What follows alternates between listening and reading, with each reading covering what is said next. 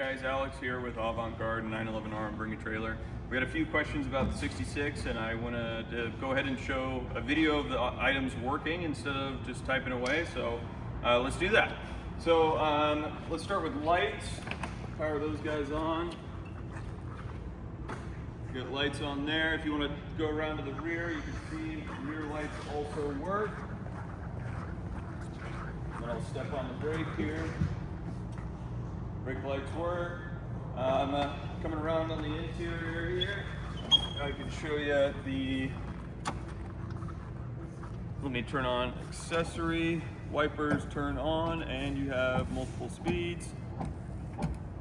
And then turning them off, they go back into their resting position. Radio does work. 700K FNX. Which is nice. Windows, all the windows crank up and down with minimal effort. Same with these guys in the rear here. It does not have AC. I know there was a question about that. Overall, this is a great rig. I mean, it fires up. It's in park right now. It fires up every time without fail.